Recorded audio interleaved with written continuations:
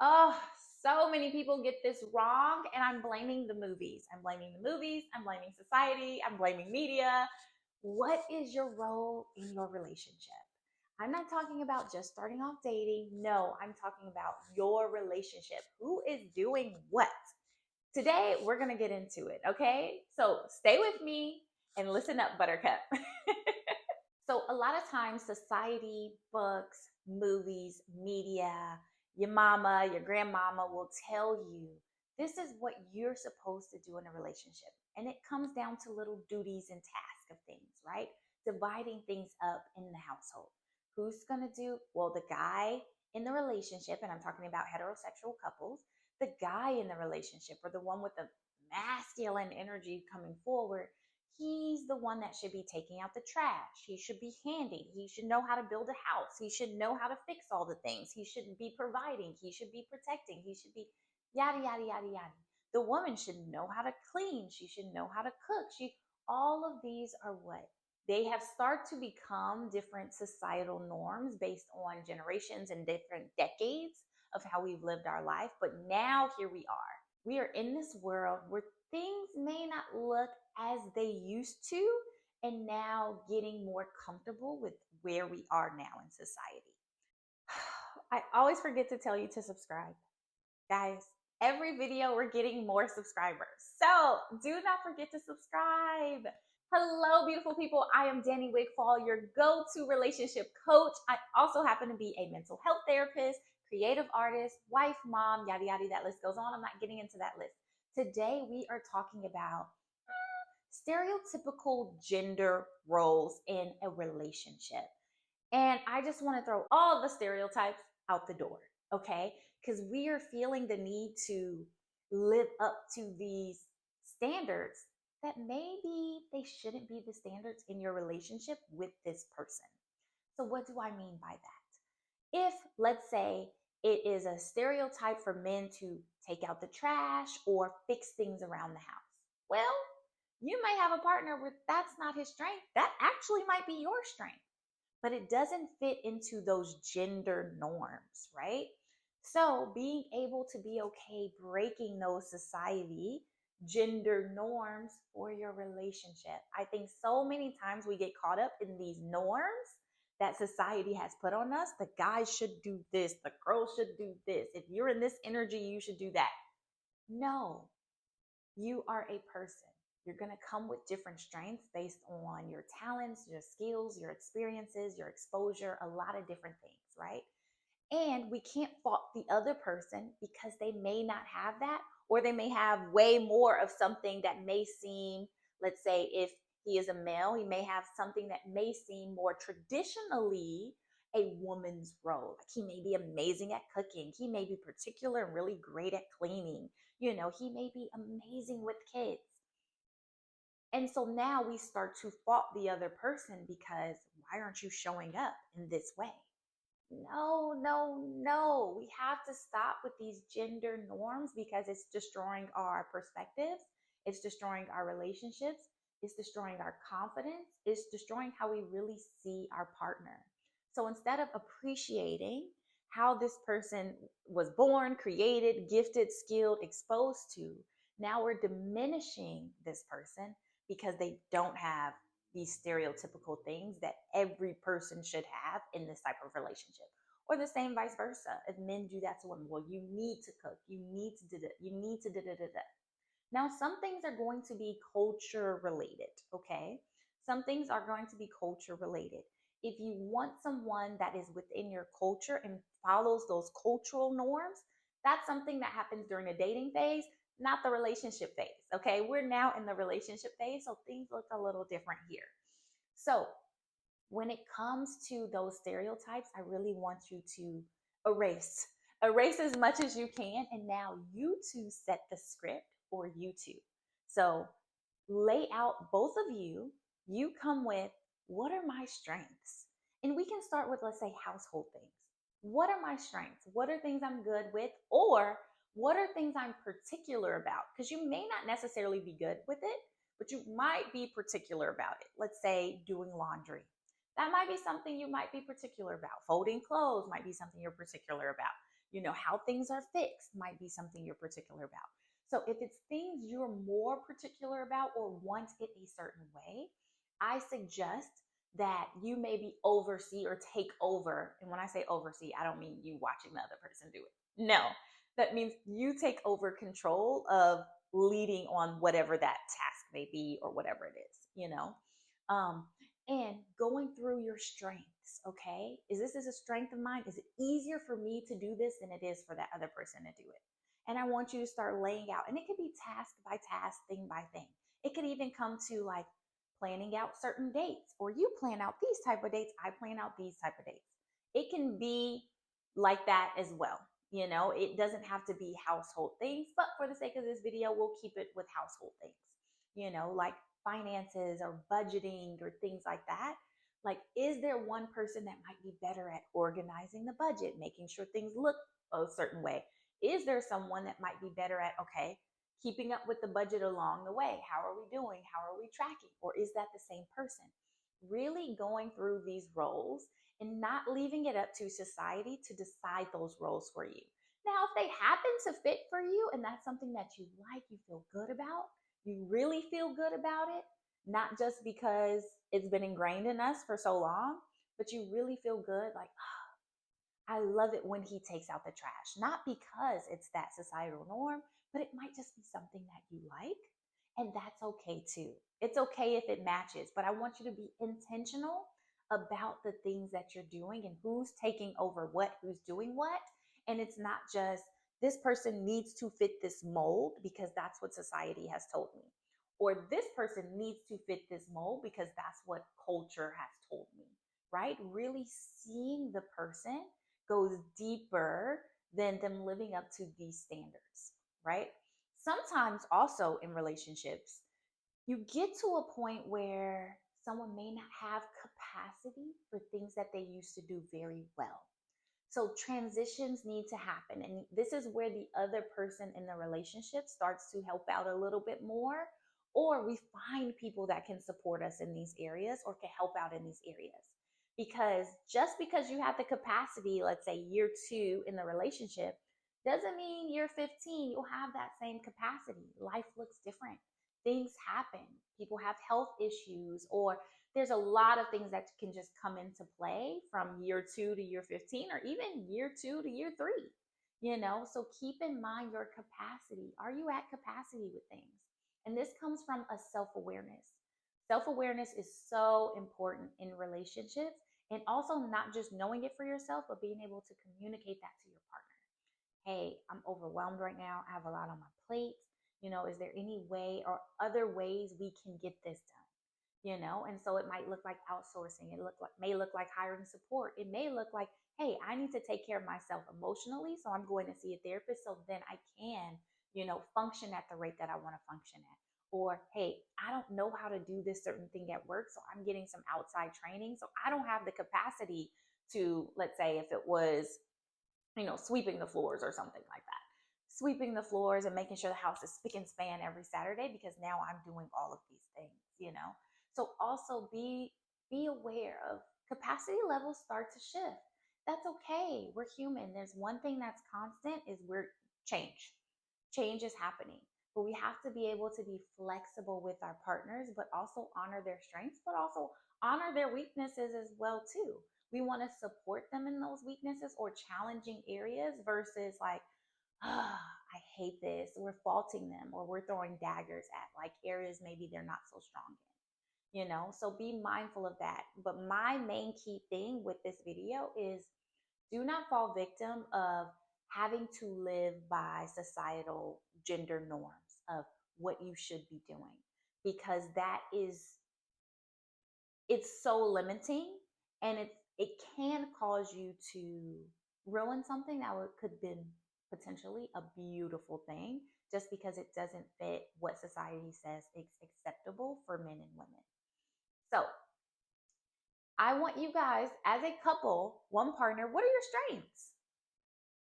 And sometimes we can be good at something and not realize we're good at something. And then also go through, okay, maybe I'm not good at this, but what are some things like, it doesn't bother me to do these things. And then go through what are things you absolutely hate doing. You're not good at it. It takes you so long to do. That list, that part is really important. The things you absolutely hate, it takes you so long to do. See, is your partner better at those things? Does your partner need support to maybe take that responsibility versus you having that responsibility? If something keeps consistently falling through the cracks every single month is not getting done, okay, we need support in this area, right? Instead of faulting the other person, how can we do this differently? How can we do this differently so we can succeed at the mission instead of faulting the person? That's what partnership is now, right? We're a team at this, okay? It's not like, oh, well, it's your fault. You should have been working on the budget. You should have been doing this. You should have been. No, the pointing the fingers, it's risky business. It's risky business. You start to separate that partnership that you guys want to build, and sometimes it just might be your partner's fault with things, but you want to check in a way that's caring and loving versus shaming. We don't want to shame our partners in things because that's going to diminish how they show up until they decide to completely just start avoiding things completely, and that can send them into a downward spiral of a whole list of other things. Okay. So we really want to be supporting our partners in our strengths. So honoring that, but also in our challenging areas, you know, where can I feel them? Where can I fill in the gap? We want to fill in the gap for things or find solutions. It may not be within you two. It might be some outside support and being okay with that. So breaking down those gender stereotypes, let's do it. Let's do it. Because you can have an amazing person. Let's say it's a woman and it's stereotypically acceptable for a woman needs to cook in a relationship, right? She may not be great at cooking, but there might be a lot of other things she's great at.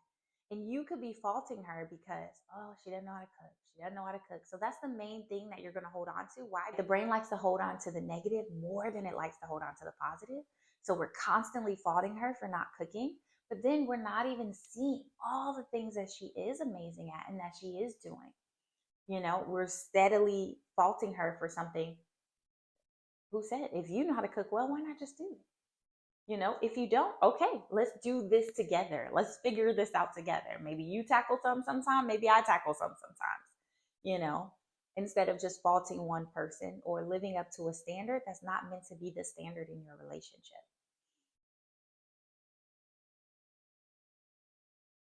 I know this is another one too that people have a hard time with is if the man was like a stay-at-home dad, Woo! Don't throw daggers at me.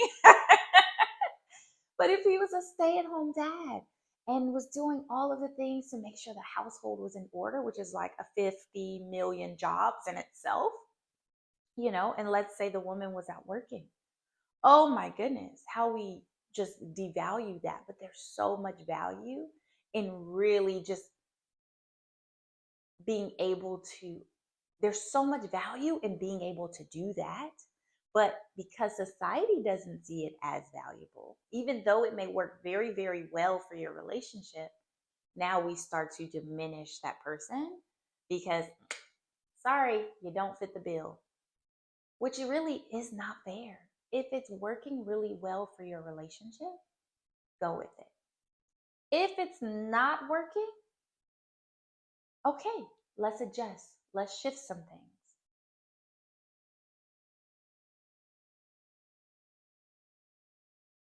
But please be mindful of when we're shaming the other person in the relationship just because someone said that this is what men should do and this is what women should do. If it's not based off a core belief for you, then I want you to really look at that. And if it was based off a core belief for you, hopefully you guys talked about that during those dating phases and beginning phases of things. But if not, and now you're in a pickle, this is where the flexibility comes in. Sometimes we can be very rigid in things, and we have to bring in a little bit more flexibility with our partners with things that are so serious for us. But also, this is why communication on boundaries and what's important to you is important to happen during that dating phase, not once you get in a relationship. I've heard this phrase on other podcasts like, oh, I'm going to show you that I can be the best wife or I can be the best mom while we're dating. And I hate it. I hate it because I feel like you're auditioning, like, oh, I have to audition, I have to perform for this person. But if that is not naturally you, or if that is challenging for you, let's say, oh, I feel like I need to cook for him, right? I need to cook for him to show him I need his attention. I'm going to be a great wife. I'm a great partner, all of the things. One, it's coming out of an insecurity somewhere. Two, you proving yourself in that way that doesn't fully align with you is damaging. Okay, you're damaging and you're pretending. You can only People can only pretend for so long. That's the thing. So now he is falling in love with this version of you that isn't actually you, you know. So show up authentically as you. If there's things you want to work on for yourself, yes, continue to work on them. But I really want to caution you from performing. Like, I need to audition to be like the best wife. I don't know where this came into play. And I think it came into play just because of the lack of opportunity within dating, or the lack of opportunity within dating when we have specific types. That's what's coming into play here. So, because we have a smaller pool, we feel like we have to do so much more to get that person's attention or to get that person to fall in love with us or to choose us, right? But that is very dangerous because you aren't being true to yourself. You aren't being true to that person. So it's inauthentic. So you're starting off with something that's not real. It's not real. You want that person to see you in all of your strengths and some challenging areas. This is challenging for me. That's not something I'm good at, but I'm willing to work on those things. Authenticity is very, very important. I know sometimes we want to, like, well, this is now once we're in a relationship. I'm gonna go off the dating part because dating, that's a whole nother rabbit hole I can go down. But I'm gonna keep this in the relationships. Sometimes we don't even realize it, but we're holding these gender norms and we're holding our partner to these gender norms and we're shaming them when they don't fit into it. Why does your partner need to fit into that gender norm for you? Why? What does it say about them that they're so great at cooking? Does that mean they love you more because they're great at cooking? Does that mean they love you more because they make more money? Does that mean that your relationship is going to last because they make more money than you? Does that mean that relationship's going to last because whatever, fill in the blank of the gender norm? No, it doesn't. When people can really work in their strengths and they are seen in their challenging areas, that's where you can really grow and build something real versus something that's set by someone else. Don't let someone else set the standards for your relationship unless you've really checked in with yourself and said, this is really what I want and this is why. This matters to me. Not just because someone told you that this needs to matter for you. So that's the piece I want you guys to look at in your relationships is who's doing what and why. Why is that person doing that? Hopefully it's because they're skilled or they have strengths or they have resources in those things, but it's not just because, well, I saw this in a movie and that's how it's supposed to be. Well, this person said that, and yeah, that's how society says we should do it, so we should do it that way too. Most of society is not in healthy relationships. So do you want to continue to follow those norms? I'm just saying. Pay attention to who you are getting your advice from. If it's the majority, well, what is the majority? What are the statistics based on the majority? Are they favorable for long lasting marriages at this point in time? You set the rules for your relationship and allow each of you to bring your uniqueness, to bring your talents, to bring your skills, to bring who you are, what you love, and also what you don't love into this relationship and learn to grow from there. Make it work from there.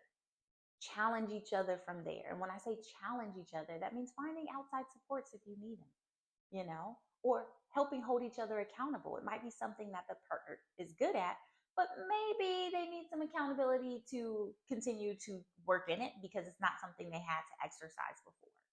So the apron, okay, if you feel like that has to be, My woman has to be in an apron. She has to be cooking and cleaning and da da da da da. Okay. If that is absolutely for you, hopefully that was discussed during the dating phase. Hopefully she was very honest with you with those things. So you want to divide these different roles, whether it's household duties, whether it's outside, whether it's planning date night, whether it is like handling kids, if you have kids, who's doing what, who's taking who to what, who's doing the school stuff, who has capacity for it, more so, and who has strengths in it, more so than the gender norm. And stay flexible. Flexible is so important because someone may have the capacity one week, but the next week work might have been crazy and they don't have the capacity. So they may need your help filling in the gaps, but stay in communication with one another. One thing I love for my couples to stick with is having those regular check ins, right? We're checking in with each other and we're seeing each other. We're taking the time to really see each other versus like, did you do that? Did you do this? Did you do this? No, no. This is that check in that I've talked about before, which I have my couples go through is marriage check ins. Are we green, yellow, or red? Which is we're green in this area. Let's say spiritual growth. We're green in this area. We've been doing the things that we want to do. Maybe we're red in that intimacy area. What needs to improve with that? What can we do better with that? Like how are you feeling about things? Okay, check in with the feelings in these marriage meetings. So there's a lot that goes into these marriage meetings, but once you start doing them, when I tell you they really help you grow together versus like, oh, we slowly drifted apart. They're beautiful. They're beautiful. I say all this to say, please check in with yourself. Do you feel like this person or your partner needs to fit a gender norm? Are you holding them to a standard that society told you you need to hold them to because that's how they should be living their life? Or are you truly seeing them, their strengths and their challenges and working with that? What's going to really help you thrive versus what's going to diminish who you both are and eventually what the relationship could potentially become. That is my spiel for today on those gender norms and these stereotypes we have in society. I'm so tired of it. If it works for you and that's how you want to live your life, good for you. Go for it. But if it doesn't, don't be afraid to open yourself up to things that are not laid out by other people for you. Really check in, you know. Sometimes we hold different tasks of this person should do this and we value that versus truly valuing the person. Don't value the task over the person. So that's enough of my rant on gender roles and really breaking down those stereotypes, but really asking yourself why. If you get nothing else from this video, asking yourself, why do I feel like this person needs to do this? Or what are my strengths? What are my challenging areas? We all have them. It's okay to have them. Sometimes, especially in my Black and Brown communities, we're not used to talking about, ooh, this is challenging me. Or like sometimes we just don't have those conversations because we feel like we need to perform. Ooh, don't get me into this. We feel like we need to perform to show how great we are. But that is also a trauma response because of so much that we have seen, so much we've experienced as a collective, where we feel like, I have to do this, I have to do that, I have to get the highest edge, I have to prove myself, I have to prove myself, right? So I don't want to go down that rabbit hole because that is a whole nother rabbit hole I would love to go down. But not for this video. For this video, I really just want you focused on seeing the person. Seeing the person means I am taking the goggles off of these are the gender norms that are acceptable and says that this person is amazing or this person is capable of loving me. No. So if you have those goggles, check in with yourself, right? Take those goggles off. If your partner has those goggles, you share this video with your partner, or someone a friend that you love. Only send this to somebody you love, okay? If you love them, share this with them because sometimes we can be so closed off and it could be diminishing something so great that we have right in front of us. And we're blaming, it's just not a lot of opportunity. This is not working for me, or this was a failed marriage. I don't want my second marriage to be a failed marriage. You might have something great right there, but you're trying to live by a societal norm that isn't working with you two that are in the relationship. So therefore now when you hold that pressure for you two, you have no choice but to crumble because you're not truly seeing each other. You're not working from a place that's authentic and real. So that is enough of my spill today. Check in with yourself, check in with your partner, go over, do you have capacity? What are your strengths? What is okay for you to do? What might you do faster than your partner or easier than your partner? And then what are the areas where you're absolutely not, can't do it, it's horrible, it's hard for me, and then seeing, okay, who can tackle this? The partnership. Remember, the partnership matters. It's not just about love in the relationship. You need the partnership to keep it going. Love is going to take you so far, but that partnership within the love is key. And a lot of times we miss that. All right, you guys, I will see you next Wednesday. Have a great one. Until next time.